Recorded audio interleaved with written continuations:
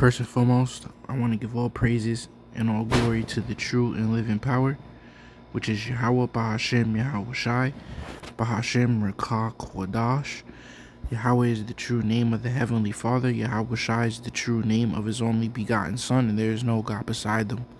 And I want to give double honors to the apostles and elders of Great Millstone who definitely rule well, and honors and citations to the hopeful elect. So what I want to entitle this is Failure's Cost, but Wins Profit. Okay?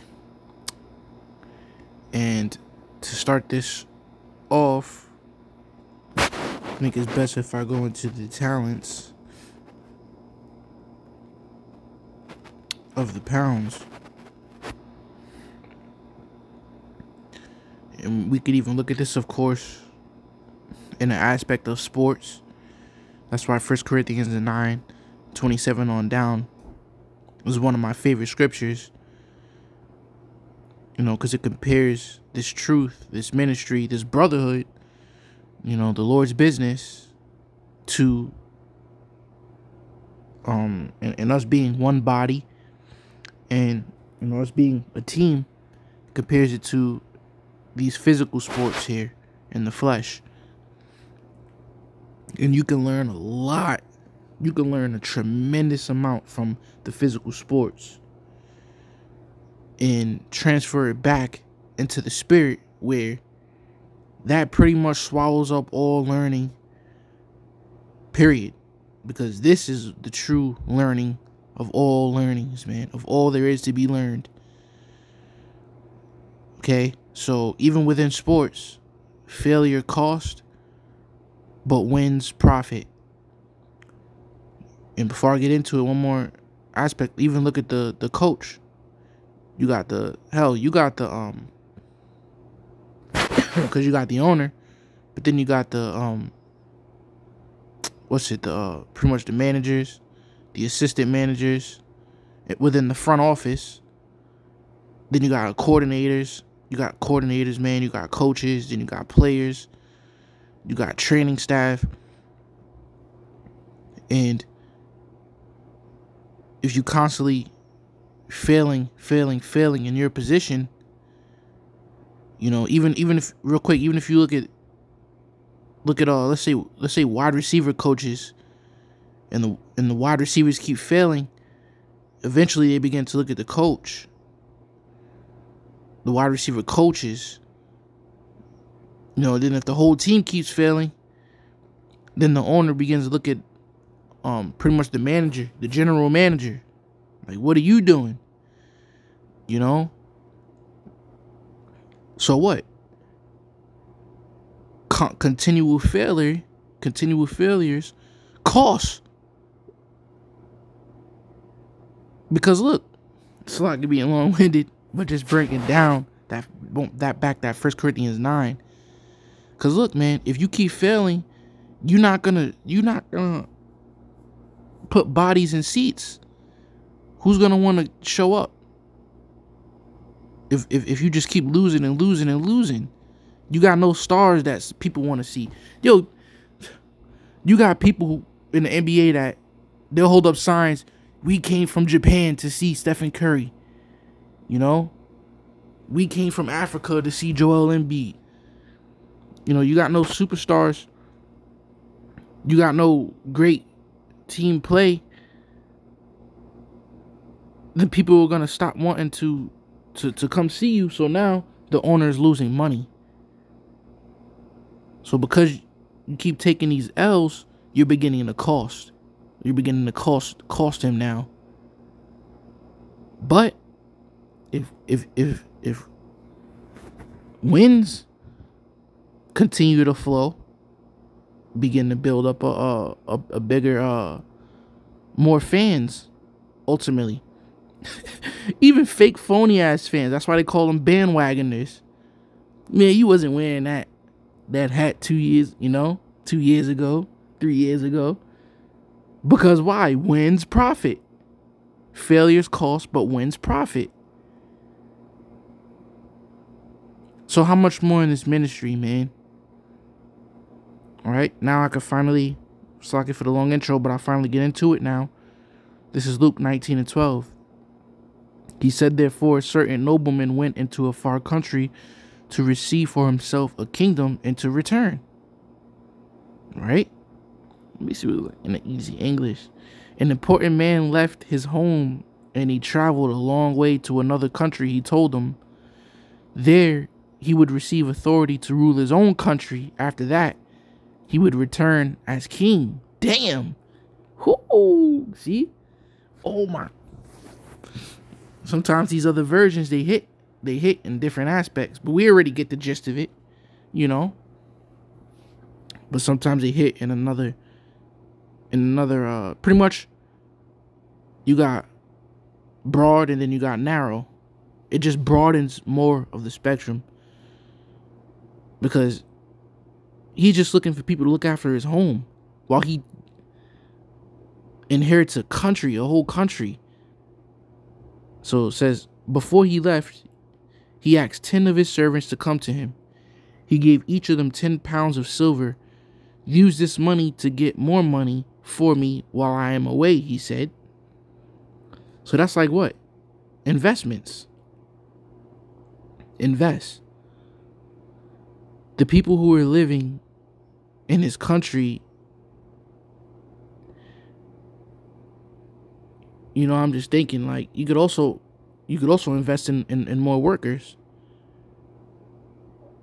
You know, if you buy more seeds and you got all this land, you could hire more people and pay them more with the silver that the Lord gave us, and the profit from which the workers plant could bring forth an abundance in the end. Right? You could hire more planters to plant vineyards.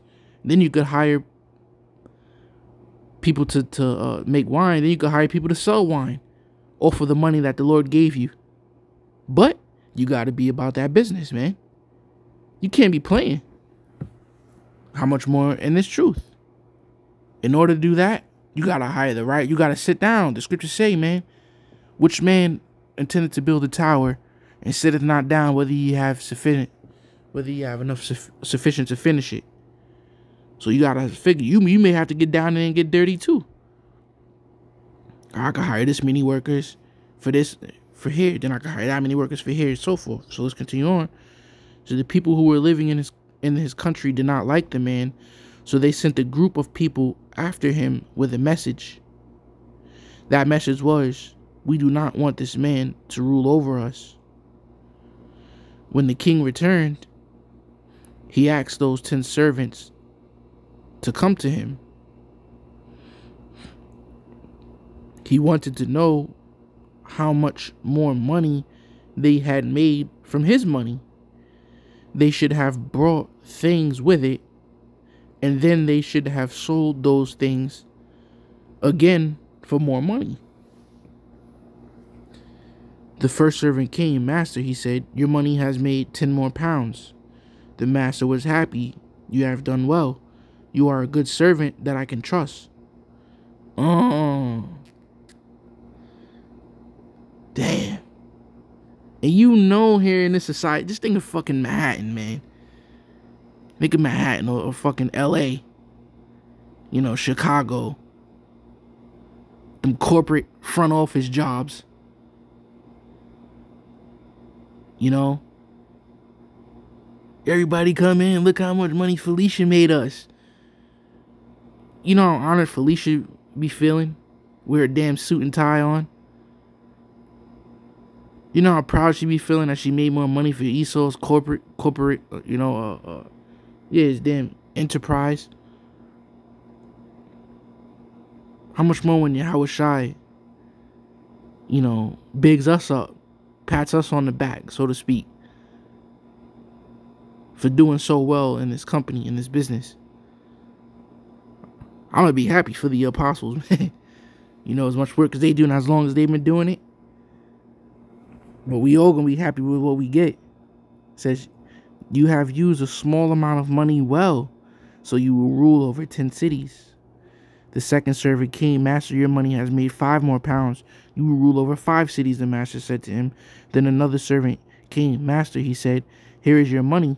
Uh-oh. Now, before I get into it, so as we can see, failures cost, but wins profit. So they were winning, and they profited from those wins. You know, they were smart. They were smart about it all the way around. And that profited themselves, and that profited our master. And guess what? That profits the country. You know? Because they got the thing, what? Giving back.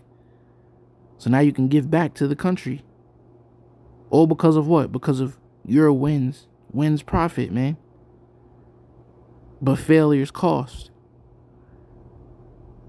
So check this out. He said, then another servant came. Master, he said, here is your money. I put it away in a piece of cloth. I did this because I was afraid of you. After all, you tell people what they should do all the time. You take things that you did not work for. You do not put seeds in the ground, but you take the plants from the fields. You are a bad servant, the master replied. I will use your own words to show you that you have done the wrong thing. See? Listen, man. Listen, man. Don't play games. Don't play games. Let's go back to the 13th verse. It says, before he left, he asked 10 of his servants to come to him. He gave each of them 10 pounds of silver. Use this money to get more money for me while I am away, he said. Period. So don't come to the master with some other stupid bullshit.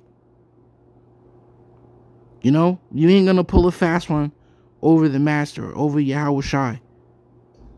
You ain't gonna pull a fast one over him. You ain't gonna come and be fake sincere.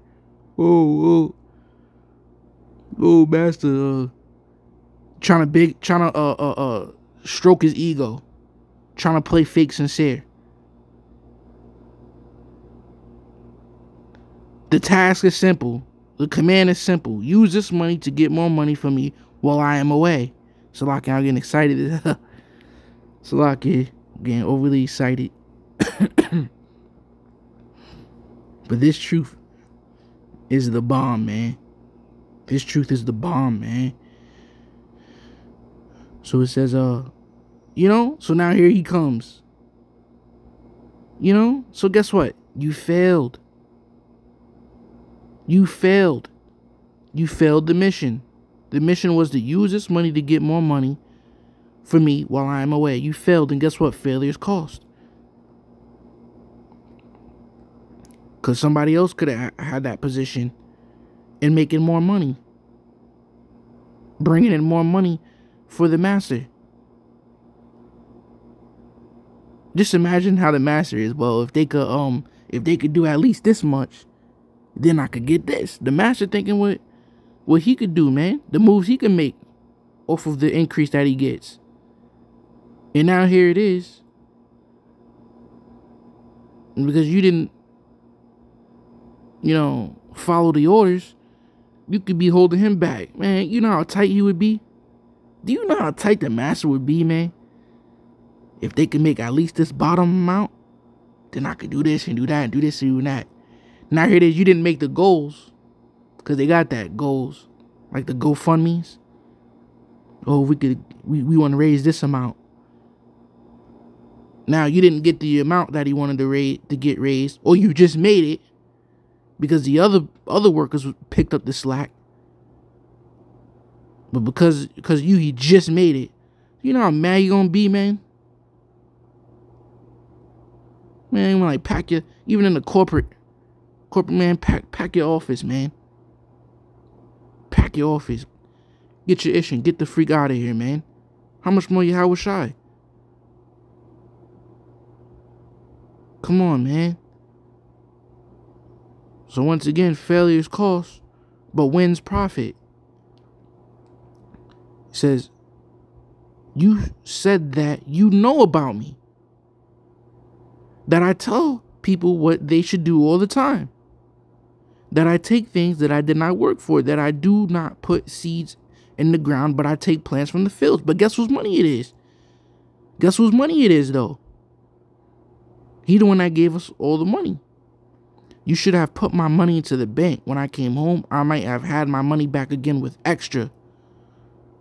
Some other servants were standing near to their master. Take the money from the servant, he said to them. Give it to the servant that has 10 pounds. But master, they replied, that servant has 10 pounds already. Let me tell you this, the master said. Some people have something. To them, I give more. Other people have nothing. From them, I take away even the small thing that they have. Now I must punish these other people that did not want me to rule over them. Bring them here and kill them in front of me. See? Those haters going back that heard about the plans of Yahushua and wanted to stop him up. But guess what? Yahushua's destiny was fulfilled anyway. And now, off with their heads, man. Lord willing, is edifying. And with that, I'm going to say shalom. And yeah, man, we got to win every day in the spirit. With that, I'm going to say shalom.